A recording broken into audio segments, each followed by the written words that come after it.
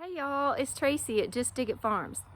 Champ and I are out in my garden tonight just doing a little weeding and deadheading and a little cleanup pruning from spring blooms.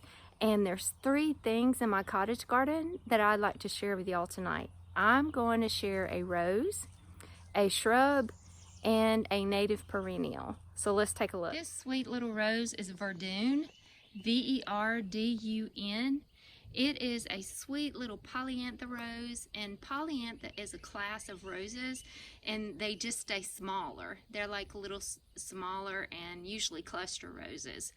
So polyantha will only get about 2 to 3 feet tall and wide.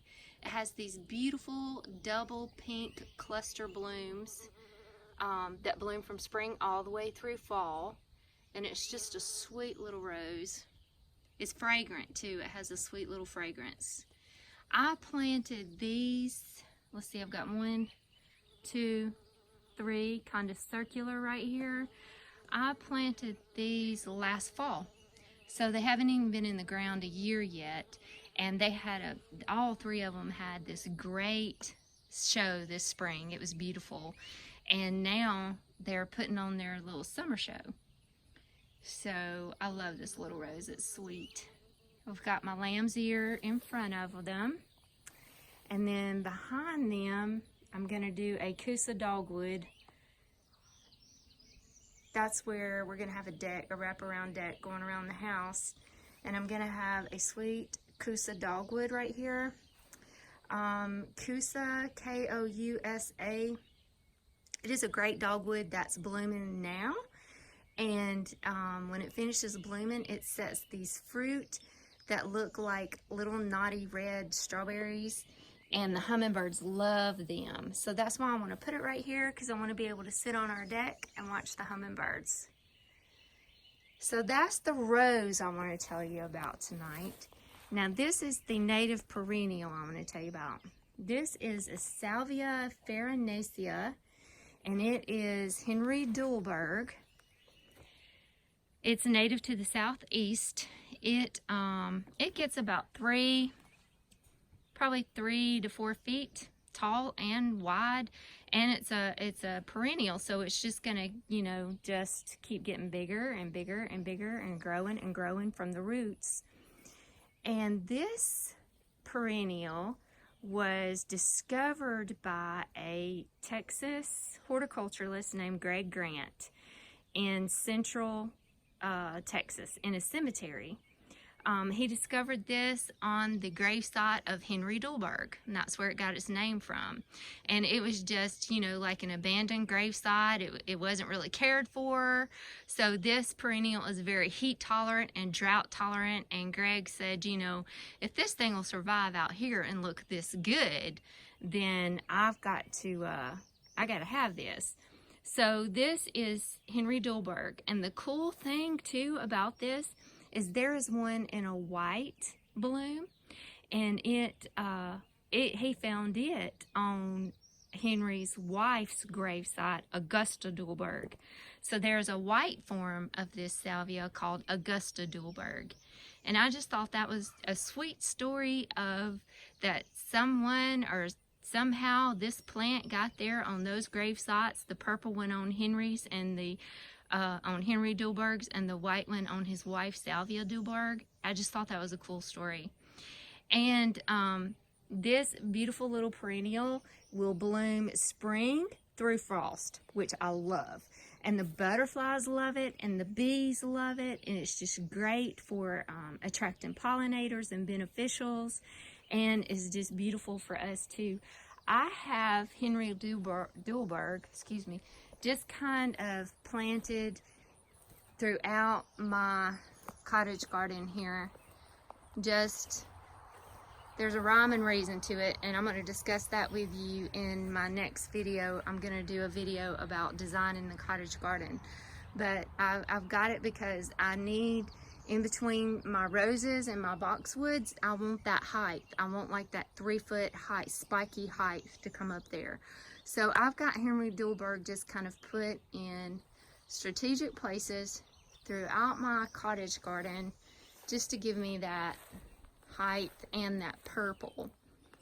The shrub I want to tell you about is called a Vaccinium darrowii, or a dwarf blueberry. And this one is Rosa's Blush is the name of it. There's a couple of different varieties of it. But this one is Rosa's Blush. And I love this shrub. This is also a native shrub. And it's evergreen. It's not deciduous. It's going to hold its foliage throughout the winter. And I love the beautiful, like, translucent of the foliage of this. But this shrub gets like 3 feet by 3 feet, 3 feet tall by 3 feet wide. It blooms in the spring. And when this thing was blooming this spring, I've got 3 of them. That one I planted really late. It's kind of struggling, but it'll catch up. But these 2, I planted these last spring. So they're exactly, no, the fall before that. So they're exactly 1.5 years old. And they were like little 1-gallon sizes like that. So they've grown really well. But this spring, when this was blooming, oh my gosh, not only was it beautiful, but it was just buzzing with bees and beneficials. It was just like buzzing. It was awesome. But all the flowers, when they drop, it sets little blueberries. You can see all the little blueberries on here. And these are more like ornamental blueberries. I mean, this is an ornamental shrub. You can eat these berries. You know, they're tiny and they don't have that wonderful flavor, I don't think, like a real, you know, like a blueberry. But you can eat them. They are edible and the birds love them. So this is a great plant also to attract birds to our garden. The more birds we can have is awesome, because a nesting bird will eat thousands of insects, thousands. So we want to attract our birds. But this little shrub is just awesome. It is native to the southeast, which, you know, our vacciniums are. This is just a great shrub to have in the landscape. It creates this good contrast against plants. I have it in a circular shape in front of my quietness rose, and I've shared that rose with you before on one of my other videos. I shared all about quietness and the story of quietness, which is amazing. But I have these 3 blueberries just kind of encircling my quietness. And when quietness is blooming and this foliage, it's just a beautiful combination, I think. So that's my 3 things I wanted to share with you tonight and touch on from the cottage garden. And there's one other thing I just saw, I gotta tell you. These are my little lime hydrangeas. I'm so excited. They are about, I planted these last fall. So they are about to start showing out. I love little lime hydrangea. This will only get like 4 to 5 feet tall, versus limelight gets like 6 to 8 feet tall. The little lime is about 4 to 5. And I'm so excited to see this. It's that beautiful lime green bloom, turns more to white, then has a little hint of pink a little bit as it dries on the shrub. But we'll talk about this one more as it's blooming. But I just had to, I saw this over here, I just had to give you a little sneak peek. Hey Champ. Hey Champ. Come here, buddy. Come say hello. Hey, Champ.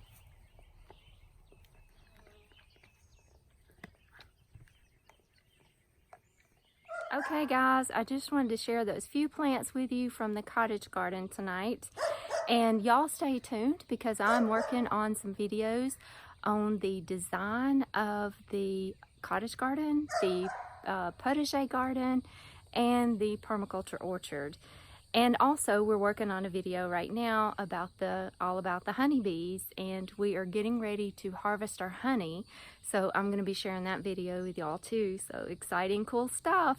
But y'all please just subscribe and like and comment. Y'all send me comments. I love the comments. I love knowing where everybody's from and what y'all are up to. Thank y'all so much for watching. God bless you.